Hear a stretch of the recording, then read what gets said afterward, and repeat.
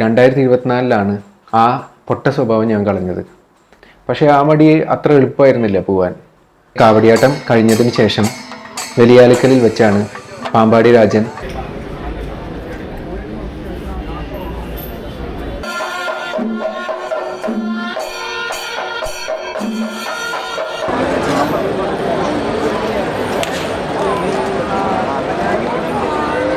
പലർക്കും ഇത് പറഞ്ഞപ്പോൾ തന്നെ മനസ്സിലായിട്ടുണ്ടാവും എന്താണ് ഞാൻ പറയാൻ പോകുന്നതെന്ന്. രവികൃഷ്ണനാണ് പ്രശ്നം ഉണ്ടാക്കിയാണ്. ഈ പ്രശ്നം നടക്കുന്നതിലും കറക്റ്റ് 5 മിനിറ്റ് മുമ്പ് പിന്നെ ഈ 2 പൂരങ്ങളിലും ഞാൻ തലനാരിഴയ്ക്ക് രക്ഷപ്പെട്ട 2 സംഭവങ്ങളുണ്ട്. ഹായ്, ബിബിനോഗ്രാഫിയിലേക്ക് സ്വാഗതം. 2024 എനിക്ക് ഒരു സംഭവബഹുലമായ ഒരു വർഷമായിരുന്നു. ആനപ്രേമിയിൽ നിന്ന് ആനപ്രാന്തനായ വർഷം, ഒരുപാട് പുതിയ കാഴ്ചകൾ കണ്ട വർഷം, ഒരുപാട് പുതിയ ആനകളെ കണ്ട വർഷം. 2024 ഞാൻ ആദ്യം കണ്ട ആന പാമ്പാടി രാജനായിരുന്നു. കുറുക്കഞ്ചേരി പൂയത്തിനാണ് പാമ്പാടി രാജനെ കാണുന്നത്. അവിടെ കാവടിയാട്ടത്തിനിടയിലൂടെ പാമ്പാടി രാജൻ വരുന്ന രംഗം എനിക്കിപ്പോഴും ഓർമ്മയുണ്ട്. കാവടിയാട്ടം കഴിഞ്ഞതിന് ശേഷം വലിയാലിക്കലിൽ വെച്ചാണ് പാമ്പാടി രാജൻ കോലമേന്തി നിൽക്കുന്നത് കാണുന്നത്. അവിടെ ഒന്നാം പാപ്പാനായി സതീഷുമുണ്ട്. പിന്നെ പരക്കാട് തങ്കപ്പന്മാരുടെ പഞ്ചവാദ്യവുമുണ്ട് ആസ്വാദനത്തിന്.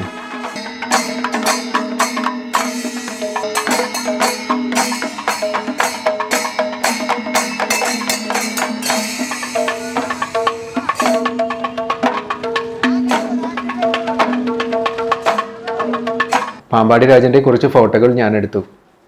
ഈ ഫോട്ടോകളൊന്നും ഞാൻ ഇതുവരെ എവിടെയും പോസ്റ്റ് ചെയ്തിട്ടില്ല. 2024 ആ പൊട്ട സ്വഭാവം ഞാൻ കളഞ്ഞത്. കഴിഞ്ഞൊരു 10 വർഷമായിട്ട് ഞാൻ പല ഉത്സവങ്ങളുടെയും പൂരത്തിൻ്റെയും ഫോട്ടോസ് എടുക്കുമായിരുന്നു. അതെല്ലാം എൻ്റെ കമ്പ്യൂട്ടറിൽ ഹാർഡ് ഡിസ്കിൽ സേവ് ചെയ്യും. പക്ഷേ അത് പോസ്റ്റ് ചെയ്യേണ്ട സമയം വരുമ്പോൾ എനിക്ക് മടിയാവും. അങ്ങനെ ഈ 2024 എൻ്റെ പഴയ ഒരു 1 ടെറാബൈറ്റിൻ്റെ ഹാർഡ് ഡിസ്ക് ഉണ്ടായിരുന്നു. ആ ഹാർഡ് ഡിസ്ക് അടിച്ചുപോയി. അന്നത്തെ 1 TB ഹാർഡ് ഡിസ്കൊക്കെ കറണ്ടിലേക്ക് കണക്ട് ചെയ്താലേ വർക്ക് ചെയ്യുള്ളൂ. ഇന്നത്തെ പോലെ USB പ്ലഗ് ഇൻ ചെയ്താൽ അപ്പം തന്നെ വർക്ക് ചെയ്യില്ല. അങ്ങനെ ആ ഫോട്ടോസ് എല്ലാം പോയതിൻ്റെ നഷ്ടബോധത്തിലാണ് ഞാൻ ഒരു യൂട്യൂബ് ചാനൽ സ്റ്റാർട്ട് ചെയ്യണം, ഫോട്ടോസൊക്കെ കറക്റ്റായിട്ട് പോസ്റ്റ് ചെയ്യണം. പക്ഷേ ആ മടി അത്ര എളുപ്പമായിരുന്നില്ല പോവാൻ. കാരണം ഏകദേശം ഈ കൊല്ലം ഒരു സെപ്റ്റംബറൊക്കെ ആയി. ശരിക്കും 2024 സെപ്റ്റംബറൊക്കെ ആയി ഫോട്ടോസൊക്കെ കറക്റ്റായിട്ട് അപ്ലോഡ് ചെയ്യാൻ. ഒരു ഡിസിപ്ലിൻഡ് അപ്രോച്ച് വന്നത് അപ്പോഴാണ്. എന്ന് വെച്ചാൽ ഇന്നൊരു പരിപാടി നടന്നു, അത് ഇന്ന് തന്നെ അപ്ലോഡ് ചെയ്യുക, അങ്ങനത്തെ സ്വഭാവമൊന്നും എനിക്കുണ്ടായിരുന്നില്ല. അങ്ങനെ ഈ 2024 അവസാനമായപ്പോഴേക്കും ഞാൻ അക്കാര്യത്തിലൊക്കെ റെഗുലറായി തുടങ്ങി.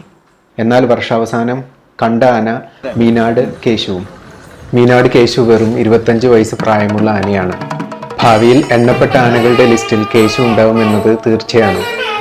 ഈ എപ്പിസോഡിൽ ഏകഛത്രാധിപതി തെച്ചിക്കോട്ടുകാവ് രാമചന്ദ്രനെ കണ്ട 2 പൂരങ്ങളെ പറ്റിയുള്ള വിശേഷങ്ങളാണ് ഞാൻ നിങ്ങളുമായി പങ്കുവയ്ക്കുന്നത്. ഈ 2 പൂരങ്ങളും 1 മാസത്തിൻ്റെ കാലയളവിലാണ് നടക്കുന്നത്. പിന്നെ ഈ 2 പൂരങ്ങളിലും ഞാൻ തലനാരിഴയ്ക്ക് രക്ഷപ്പെട്ട 2 സംഭവങ്ങളുണ്ട്. ആ സംഭവങ്ങൾ എന്താണെന്നല്ലേ, അത് നമുക്ക് വീഡിയോയിൽ ഞാൻ പറയാം. ആദ്യത്തെ പൂരം ആറാട്ടുപുഴ തറയ്ക്കൽ പൂരത്തിന് തെച്ചിക്കോട്ടുകാവ് രാമചന്ദ്രൻ വരുന്നുണ്ടെന്ന് കേട്ടപ്പോൾ എനിക്ക് ഭയങ്കര സന്തോഷമായിരുന്നു. ഞാൻ എത്തിയപ്പോഴേക്കും രാമൻ്റെ ലോറിയിൽ നിന്നൊക്കെ ഇറക്കിയിട്ടുണ്ടായിരുന്നു. അങ്ങനെ തലയെക്കെട്ട് നെറ്റിപ്പട്ടം കെട്ടി തുടങ്ങിയിട്ടുണ്ടായിരുന്നു. അങ്ങനെ രാമേട്ടനെയും ഒക്കെ കാണാൻ പറ്റി.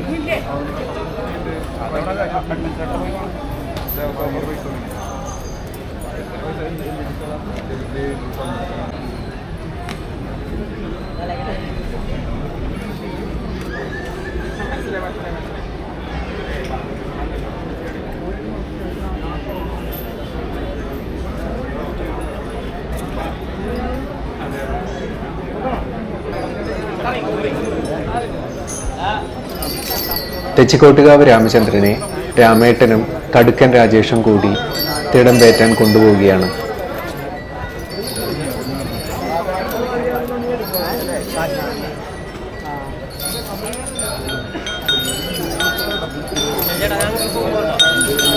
ആറാട്ടുപുഴ ശാസ്താവിനെ തിടമ്പേറ്റുന്ന കാഴ്ച കണ്ടു.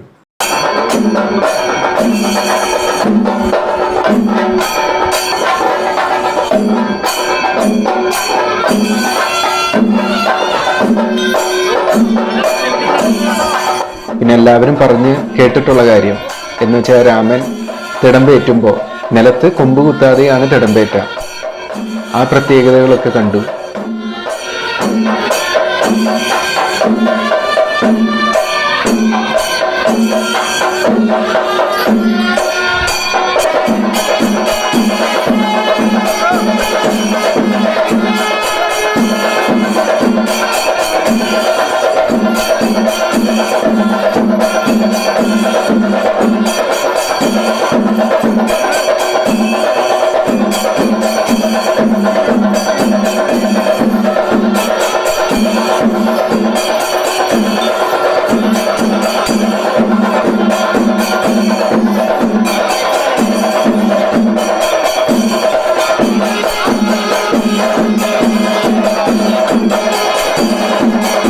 തെച്ചിക്കോട്ടുകാവ് രാമചന്ദ്രൻ തിടമ്പേറ്റുന്ന സമയത്ത് പഴുവിൽ രഘുമാരാരുടെ നേതൃത്വത്തിലുള്ള മേളമുണ്ടായിരുന്നു.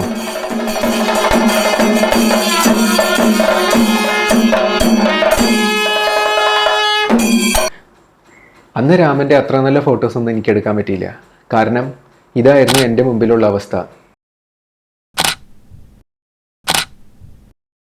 പിന്നെ അന്ന് തറക്കൽ പൂരത്തിന് കുട്ടന്മാരുടെ പെരുവനം കുട്ടന്മാരുടെ പാണ്ടിമേളം ഉണ്ടായിരുന്നു.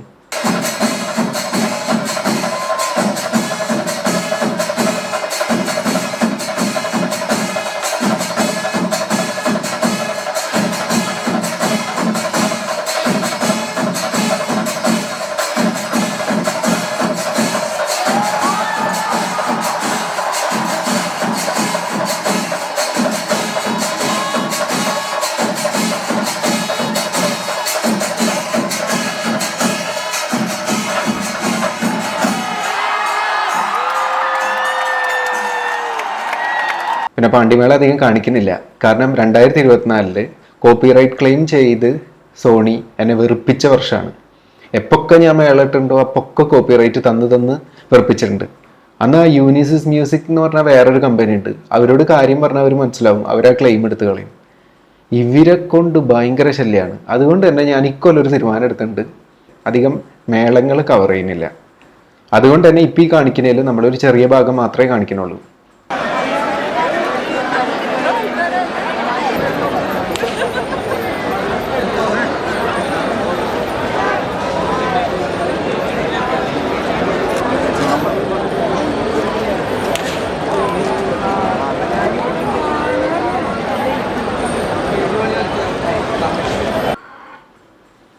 നിങ്ങൾ ഈ കണ്ടുകൊണ്ടിരിക്കുന്ന വീഡിയോ ആറാട്ടുപുഴ തറയ്ക്കൽ പൂരത്തിൻ്റെ ഉപചാരം ചൊല്ലൽ എന്ന ചടങ്ങാണ്.